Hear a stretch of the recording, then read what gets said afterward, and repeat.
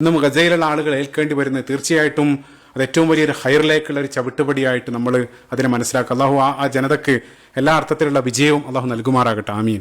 ശേഷം അടുത്ത 12-ാമത്തെ ആയത്തിൽ ഇന്ന ബത്തുഷ റബ്ബിക ലശദീദ്, തീർച്ചയായിട്ടും അള്ളാന്റെ പിടുത്തം എന്നുള്ളത് അത് കഠിനമായതാണ്.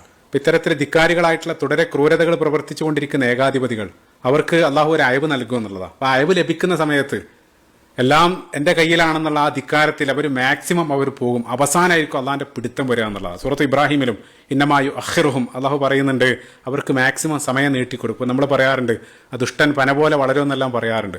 റസൂലുള്ള ഹദീസിലും ഇന്നല്ലാഹ ല യുംലീ ലിദ്ദാലിം, ശത്രുക്കൾക്ക് അല്ലെങ്കിൽ ഇത്തരം ധിക്കാരികൾക്ക് അള്ളാഹു ഒരു അയവ് നൽകുക എന്നുള്ളതാണ്. ആ അയവ് നൽകുന്നത് സൂറത്ത് ആലിമ്രാന്റെ 178-ാമത്തെ വചനത്തിൽ ഇന്നമാ നുംലീ ലഹും ലിയസ്ദാദു ഇസ്മൻ, അവരുടെ ആ പാപങ്ങൾ വർദ്ധിക്കാൻ വേണ്ടി അവരുടെ തന്നെ കുഴി തോണ്ടിക്കൊണ്ടിരിക്കുകയാണ്.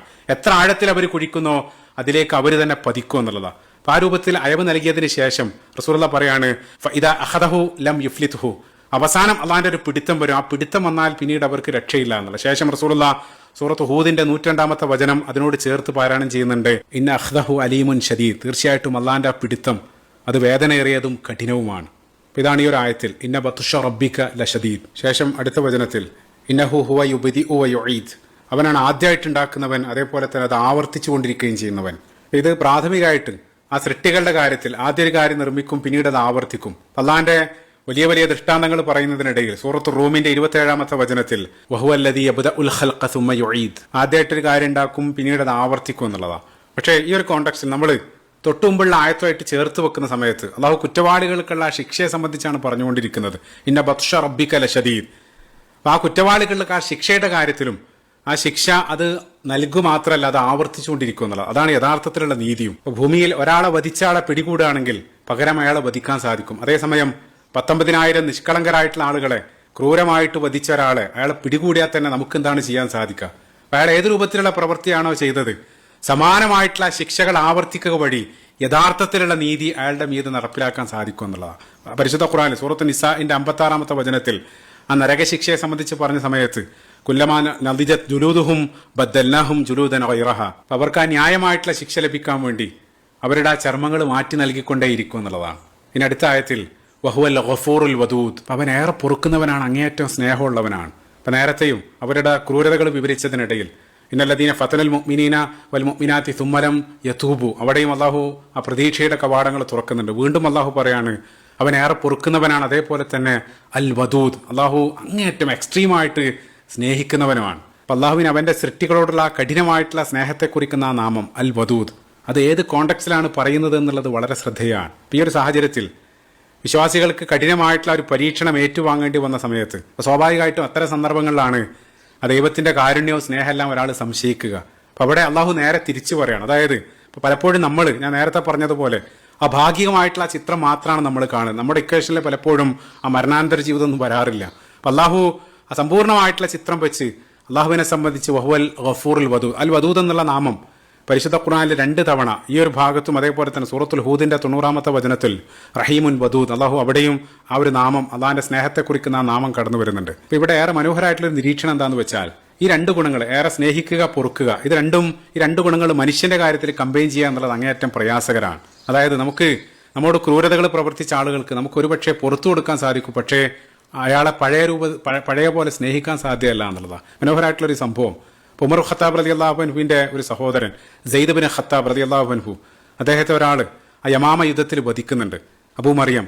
ആ വധിച്ചതിന് ശേഷം പിന്നീട് ഉമർ റളിയല്ലാഹു അൻഹുവിന്റെ അടുത്ത് മാപ്പ് ചോദിച്ച് വന്ന സമയത്ത് ഉമർ റളിയല്ലാഹു അൻഹു പറഞ്ഞു വല്ലാഹി ഫഇന്നി ലാ ഉഹിബ്ബുക്, ഞാൻ നിന്നെ ഒരിക്കലും സ്നേഹിക്കില്ല. അപ്പോൾ അയാൾ ചോദിക്കുന്നുണ്ട് എന്നെ നിങ്ങൾ സ്നേഹിക്കാത്തത് കാരണം എനിക്ക് ന്യായമായിട്ട് ലഭിക്കേണ്ട വല്ല അവകാശങ്ങൾ നിങ്ങൾ തടഞ്ഞു വെക്കോ? അപ്പോൾ ഉമർ റളിയല്ലാഹു അൻഹു പറഞ്ഞു അതൊരിക്കലും ഞാൻ ചെയ്യില്ല. അപ്പോൾ അയാൾ പറഞ്ഞു ഇന്നമാ യബ്കി അലൽ ഹുബ്ബി നിസാ, അങ്ങനെയാണെങ്കിൽ എനിക്ക് യാതൊരു പ്രശ്നവുമില്ല, നിങ്ങൾ എന്നെ സ്നേഹിക്കണം എന്നില്ല. ആ രൂപത്തിൽ അയാൾ പറഞ്ഞു പോകുന്നുണ്ട്. അപ്പൊ അവിടെ മാപ്പ് നൽകുന്നുണ്ട്, പക്ഷെ ഒരിക്കലും സ്നേഹിക്കാൻ കഴിയുന്നില്ല. റസൂലുള്ളാഹി സ്വല്ലല്ലാഹു അലൈഹി വസല്ലമയുടെ കാര്യത്തിൽ റസൂലുള്ളാഹിന്റെ പിതൃവൻ ഹംസ ഇബ്നു അബ്ദുൽ മുത്തലിബ് റളിയല്ലാഹു അൻഹു, അദ്ദേഹത്തെ വധിച്ച വഹ്ശി റളിയല്ലാഹു അൻഹു പിന്നീട് ഇസ്ലാം സ്വീകരിച്ചതിന് ശേഷം റസൂലുള്ളാഹി മാപ്പ് നൽകുന്നുണ്ട്, പക്ഷേ വഹ്ശിയോട് റസൂലുള്ളാഹി സ്വല്ലല്ലാഹു അലൈഹി വസല്ലം പിന്നീട് കൺമുമ്പിലേക്ക് വരരുതെന്നെല്ലാം റസൂലുള്ളാഹി പറയുന്നുണ്ട്. അപ്പൊ നമ്മൾ എത്ര തന്നെ അയാൾക്ക് പുറത്തു കൊടുത്താലും പഴയ രൂപത്തിൽ അയാളെ പഴയതിനേക്കാൾ അധികമായിട്ട് അയാളെ സ്നേഹിക്കാൻ കഴിഞ്ഞോളുന്നില്ല. ആ രൂപത്തിലാണ്. പക്ഷെ അള്ളാഹിന്റെ കാര്യത്തിൽ ചിന്തിച്ചു നോക്കുക, അള്ളാഹു മാപ്പ് നൽകുമെന്ന് മാത്രമല്ല പശ്ചാത്തപിക്കുകയാണെങ്കിൽ അയാളെ പഴയതിനേക്കാൾ കൂടുതലായിട്ട് അള്ളാഹു അയാളെ സ്വീകരിക്കും എന്നുള്ളതാണ്. മരുഭൂമിയിൽ ഒട്ടകം നഷ്ടപ്പെട്ട ഒരാൾക്ക് വീണ്ടും ഒട്ടകം തിരിച്ചു കിട്ടുന്ന, അതായത് മരണത്തിൽ നിന്ന് ജീവിതത്തിലേക്ക് വരുന്ന ആ സന്തോഷമാണ് തെറ്റ് ചെയ്ത ഒരു അടിമ അള്ളാഹുവിലേക്ക് തിരിച്ചു വരുന്ന സമയത്തെന്നെല്ലാം റസൂലുള്ളാഹി സ്വല്ലല്ലാഹു അലൈഹി വസല്ലം നമ്മളെ പഠിപ്പിച്ചിട്ടുണ്ട്. അതാണ് ആ രണ്ട് ക്വാളിറ്റികൾ, വഹുവൽ ഗഫൂറുൽ വദൂദ്. ശേഷം അടുത്ത 15-ാമത്തെ ആയത്തിൽ ദുൽ അർഷിൽ മജീദ്, ആ സിംഹാസനത്തിന് അർഷിന് ഉടയവനായവൻ, അതേപോലെ തന്നെ മഹത്വമേറിയവൻ, ഉന്നതനായവൻ. അള്ളാഹിന്റെ ഏറ്റവും ഉന്നതമായിട്ടുള്ള മഹത്വമേറിയിട്ടുള്ള സൃഷ്ടിയാണ് അർഷ് എന്നുള്ളത്, അവന്റെ സിംഹാസനം. റസൂലുള്ളാഹി ഹദീസിൽ അർഷും 7 വാനലോകങ്ങളും തമ്മിലുള്ള കമ്പാരിസൺ, ഒരു വലിയ മരുഭൂമിയിൽ ഒരു ചെറിയ മോതിരിട്ടതുപോലെ, ആ ചെറിയ മോതിരാണ് 7 വാനലോകങ്ങൾ. ആ രൂപത്തിലെല്ലാം റസൂലുള്ളാഹി ഉപമിക്കുന്നുണ്ട്. അപ്പൊ അർഷിന്റെ ആ സിംഹാസനത്തിന്റെ ഉടമസ്ഥനായിട്ടുള്ളവൻ, അള്ളാഹുവിന്റെ ആ ഉന്നതിയും മഹത്വമാണ് അതെല്ലാം കാണിച്ചിരുന്നത്. ദുൽ അർഷിൽ മജീദ് ഓർക്കുന്നത്. ഇപ്പൊ ലിബിയയിൽ വിപ്ലവത്തിനെല്ലാം നേതൃത്വം നൽകിയ ആ വിപ്ലവ നായകൻ ഉമർ മുഖ്താർ, അസദു സുഹറ എന്നുള്ള പേരിൽ, ലയൺ ഓഫ് ഡെസേർട്ട് എന്നുള്ള പേരിൽ അദ്ദേഹം പ്രസിദ്ധനാണ്. ഇപ്പൊ ഇറ്റലിക്കാർക്കെതിരെ വിപ്ലവം നയിച്ച സമയത്ത് ഒരാൾ അദ്ദേഹത്തോട് വന്ന് പറഞ്ഞു, നിങ്ങൾ ആക്രമിക്കാൻ വേണ്ടി അവർ നൂതനമായിട്ടുള്ള ചില ഫ്ലൈറ്റുകളും അതേപോലെ തന്നെ ടെക്നോളജിയെല്ലാം ആസൂത്രണം ചെയ്യുന്നുണ്ട്. അത് കേട്ട ഉടനെ അദ്ദേഹം പറഞ്ഞു, അവർ പറത്തുന്ന ആ ഫ്ലൈറ്റ് അത് അള്ളാന്റെ സിംഹാസനത്തിന് മുകളിലാണോ അതോ താഴെയാണോ? അയാൾ പറഞ്ഞു, തീർച്ചയായിട്ടും അള്ളാന്റെ സിംഹാസനത്തിന് താഴെയാണ്. ഉടനെ തന്നെ അയാൾ മറുപടിയായിട്ട് പറഞ്ഞത്രേ, മൻ ഫൗഖൽ അർശി മഅന ഫലാ യുഖീഫന മൻ തഹ്തഹു. അർഷിന്റെ മുകളിലുള്ളവൻ നമ്മുടെ കൂടെ ഉണ്ടെങ്കിൽ താഴെയുള്ള യാതൊന്നിനെയും ഞാൻ ഭയപ്പെടുന്നില്ല എന്നുള്ളതാണ്.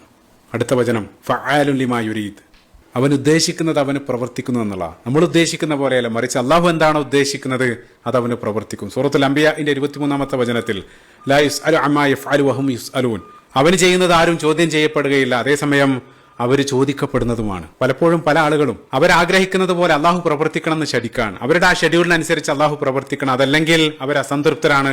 ചില ആളുകൾ ഔദുബില്ല, അവരെ അവിശ്വാസത്തിലേക്ക് വരെ പോവാണ്. അള്ളാന്റെ ആ ഷെഡ്യൂൾ അത് നമ്മളല്ല തീരുമാനിക്കുന്നത്. നമ്മൾ ചോദിച്ചുകൊണ്ടിരിക്കുന്ന കാര്യം അതെപ്പോൾ നൽകണം, എപ്പോൾ നൽകിയാലാണ് ഖൈർ എന്നുള്ളത് നമ്മളെക്കാൾ അള്ളാഹുവിനെ അറിയാം.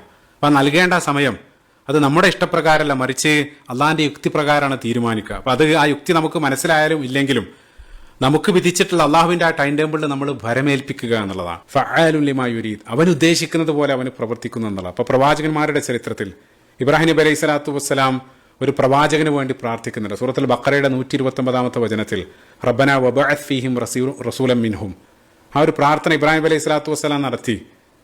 അദ്ദേഹത്തിന്റെ എല്ലാം കാലശേഷം ഒരുപാട് 12,000 വർഷങ്ങൾക്ക് ശേഷമാണ് ആ ഒരു പ്രാർത്ഥന അള്ളാഹു സ്വീകരിക്കുന്നത്, അതിന്റെ ഒരു ഉത്തരം വരുന്നത്. റസൂലുള്ളാഹി സ്വല്ലല്ലാഹു അലൈഹി വസല്ലം ആ അറേബ്യൻ ദേശത്തേക്ക് റസൂലുള്ളാഹിന്റെ ആഗമനം, ആ സമയത്ത് റസൂലുള്ളാഹി പറയുന്നത് അന ദഅവതു അബി ഇബ്രാഹിം, എന്റെ പിതാവ് ഇബ്രാഹിം നബി അലൈഹി സ്വലാത്തു വസ്സലാമയുടെ പ്രാർത്ഥനയുടെ ഫലമാണ് ഞാൻ. അപ്പൊ 12,000 വർഷങ്ങൾക്ക് ശേഷമാണ് ആ ഒരു പ്രാർത്ഥന പുലരുന്നത്. റസൂലുള്ളാഹി സ്വല്ലല്ലാഹു അലൈഹി വസല്ലം റസൂലുള്ളാഹി ജീവിതകാലത്ത് എത്ര പ്രവചനങ്ങൾ റസൂലുള്ളാഹി പറയും. റോമും പേർഷ്യയും കീഴടക്കുന്ന പ്രവചനങ്ങളെല്ലാം റസൂലുള്ളാഹി നൽകുന്നുണ്ട്. അതെല്ലാം റസൂലുള്ളാഹിന്റെ ജീവിതകാലത്ത് അതൊന്നും പുലരുന്നില്ല, റസൂലുള്ളാഹിന്റെ വഫാത്തിന് ശേഷമാണ്. അതേപോലെ തന്നെ യൂസുഫ് നബി അലൈഹി സ്വലാത്തു വസ്സലാമയുടെ ചരിത്രത്തിലും അദ്ദേഹം എത്ര സഹിക്കുന്നുണ്ട്. ബാല്യത്തിലും കൗമാരത്തിലും യുവത്വത്തിലെല്ലാം അദ്ദേഹത്തിന്റെ സാഹചര്യങ്ങൾ ഒന്നിനു മീതെ മറ്റൊന്നായിട്ട് അത് മോശമായിട്ട് വരികയാണ്. ആ സമയത്തുടനീളം പിതാവ് യാക്കൂബ് നബി അലൈഹി സ്വലാത്തു വസ്സലാം അള്ളാഹിനോട് പ്രാർത്ഥിക്കുന്നുണ്ട്. 40-40 വർഷത്തിന് ശേഷമാണ് ആ പ്രാർത്ഥന പുലരുന്നത്. ആയിഷ റളിയല്ലാഹു അൻഹ നേരത്തെ നമ്മൾ പറഞ്ഞ ഇഫ്കുമായിട്ട് ബന്ധപ്പെട്ടും ആ അപവാദങ്ങൾ ആ സമൂഹത്തിൽ ഉടനീളം പടർന്ന് എത്രയോ ദിവസങ്ങൾ അല്ലെങ്കിൽ ആഴ്ചകൾക്ക് ശേഷം അല്ലെങ്കിൽ മാസങ്ങൾക്ക് ശേഷമാണ് ആ കാര്യത്തിൽ ആയത്തുകൾ അവതരിപ്പിക്കുന്നത്. അപ്പോൾ അള്ളാഹു ആണ് ആ ടൈമിംഗ് നിശ്ചയിക്കുന്നത്. അള്ളാഹിന്റെ ഷെഡ്യൂളിനനുസരിച്ച് നമ്മൾ കീഴ്പ്പെടുക, മറിച്ച് നമ്മുടെ ഷെഡ്യൂളിനനുസരിച്ച് അള്ളാഹു പ്രവർത്തിക്കണമെന്ന് ശഠിക്കാതിരിക്കുക.